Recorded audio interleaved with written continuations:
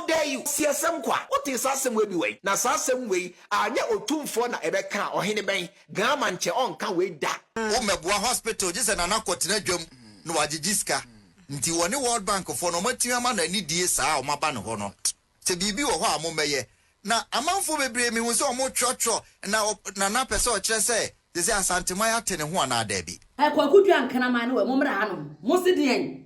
Kwakudu anka say a government no say politician. What is the difference between government and the politicians? Ebusia ena no power die eye otikoko so otumfo osate to the second na ghtrending ewo media ne so a enya asem ketwa ni nyina gina say over the weekend eye vice president for World Bank ene otikoko so be ye meeting about impuntu yuma ewa Asantehene ema na nakokasa ye na ma speech kama eka say ono de nimpuntuo sa Asantehene mpuntuo de ompese obe rely ewo eye politicians so na minim se Ghana fo no bi ante na CEO senso se Ghana fo ni bi na emi ni na dia e na no power the media no so eye otikoko so na ehuna mane. You cannot depend on the government. Won't we depend on the government? Too free Ghana kwa kudia. Too free Ghana.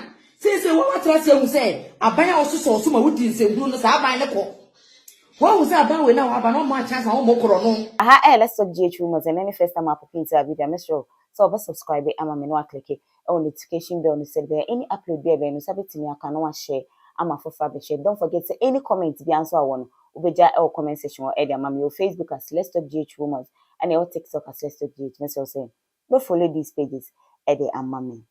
Na ebusia over the weekend eye otikoko so otumfo osate to the second nana unkwaso nana any eye vice president for World Bank eye West Africa a part no Western Africa a part no omo be shia na e o menshia chese ombe ye meet ni nyina gina ye Kumasi urban mobility and accessibility project so we FIA transportation wonsensem ana na kasa ene na kansem bebre speech award to dwano enye. I cannot depend on the politicians for my development. I don't want to depend on them. So let's have a social contract and then we do it.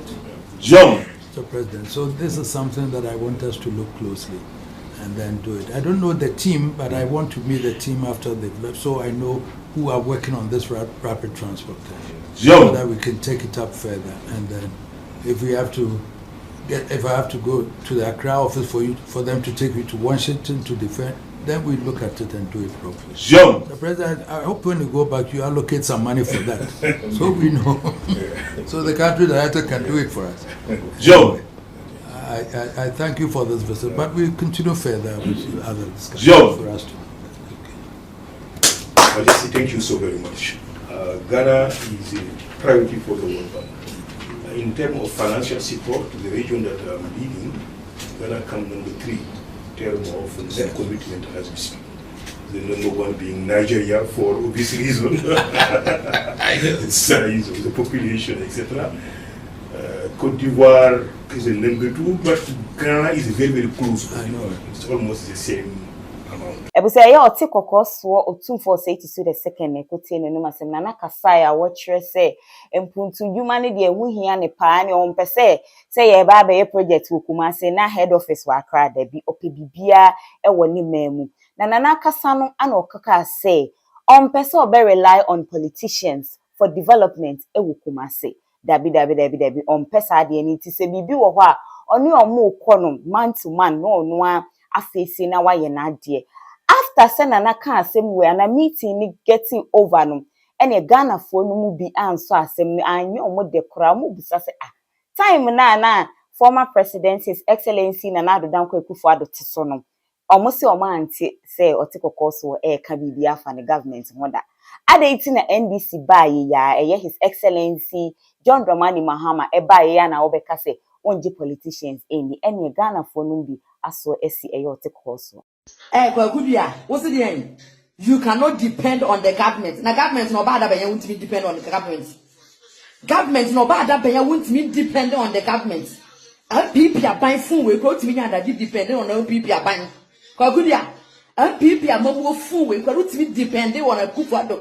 Amamu since you are more to a banner new government, but you need police or neighbor, you need me about the other. You cannot depend on the government. Won't me depend on the government. Two for the Ghana, Kwakudia. Two for the Ghana. Say, what I say, I buy also so some wood in say, Bruno, I buy the call. What was that about now? I have no more chance on more corona. What was that about now? I would never see come free by beer. Sapra government jet now for the wood to be fat. Just says, I used to so now. Way and Wakana wouldn't be your just said that you cannot depend on the government. Government, you're in a new government. Said you know wasn't an end, and I was going to depend on one. You're in a new one. I didn't say we now was the new one. The Baba said you cannot depend on the government. Two free Ghana. So, number two free Ghana. Yes, I cannot depend on the government, but I'm people to the we now just depend on them. How dare you? Some man penalty or now Henry just say many World Bank for we are going into social contract because me in fact me Reggie and Puntu and central government in sa. Now they home. On can Ghana home. On shall Ghana say. Kokoti sem say. Kokoti sem and I come and share or two for kokoti sem. I see a sem qua. What is that same way? Na saa same way anya otumfo na ebeka ohene ben gamanche onka we da tobia fede onka we da yabo wura onka we da ya na onka we da anya otumfo a ehwan ono pe kwa abota ajiman kwa abota fa wasante fa edi etuno ni edi nyam kwa abotei fa wasante nawe fa asante ne fa uwu afako. We are not just concerned citizens. I amount for no mubu free, almost a seminar, a year or take a course or say to a kind. I know more day, I almost say I know more than Koye and Cheye, I'm far more money, and now no pain. A yes, Saddick Adams, Sports Obama, Sisia on the hosting Angel Morning Show. Edin Tremuaba, the end seer, a year or take a course or 2 4 or say to the second. Ever right, say or kind. And it was true marker the nanaya pain ama other regions. I watch first say, and yes, I can kick a big mumuno, or dimu so can you kind. The opium so or 2 4 say to 2 any World Bank and penny for West Africa division or more penny for Shai. Na asemwa na nadi 2 jano say on peso be depend on politicians for Sudim. Na se say no, what no say omu bibi manwa omumra meye. Na emwama asantemai empeja ompese ena politician for me say na ohimpon sa no na nkura ofre umeyi kwan yi jese nana na afre umebua hospital jese nana kotena dwam no wagigiska nti woni World Bank for no matiama na ni die sa o maba no ho no se bibi wo ho amomeye na amanfo bebre mi hu se o mo twotwo na pese o kire se jese asantemai atene ho na adabi World Bank no omutumi masika se ye etifi ha yetumi ti NGO mene wofa ne ye no kwadwoko fi NGO ne ye se de boa nkwada ne ye twokoma World Bank na esiti within their design ene mo mpeso mo ya o mema iska NGO ahemfu bebre o mo musika na this is not the first time 2004 World Bank former Asanteman Council $30 million through Asanteman for an initiative. Omo chokoye na sabre no mo hia ensuo wa Asanteman mu. Na sika ne ba na na amfa sika na ankwa Asanteman mu. Bono region. Ebi nya bi. Volta region enya bi. 4 regions no chase kan Western region. Enti se yete hana ahemfo no. Ewom se constitution age omo power ne bidie. But omo influence no ho. Sure. Enti se o sorry a na bia omo usa ahemfo bi kasa na hwede Kumasi fi aya wasan hye kente Kumasi aye fi na afi otu anamo se obeboa Kumasi nso a na o se ene wate ne ho I think say ahemfo ne bebre ka asakese ene abrochire kono nya no ntina omo ya ahemfo ade a otumfo aye ne we yempre be miensa na nan ema mampanyi kofo kra bo na baso sa abre ne se nana nya bibia na yebetima ya as politician na de waye yi ebetimi aboa ma ahemfo ne bi nso atima trotro krata send your bank ketewa bi na organization bi a osi epenkonwa nti enkyerese bi asantema ete ne ho but you cannot depend on the politicians sika no ba no otumfo educational fund we are near the ashim I think that it is in order amanfo ntiase World Bank enye o man kwa no mo dili NGO individual crowd ultimate drop say me yeah adwuma we na through NGO say na me pa they will grant it. So it is in the best interest of kings and chiefs.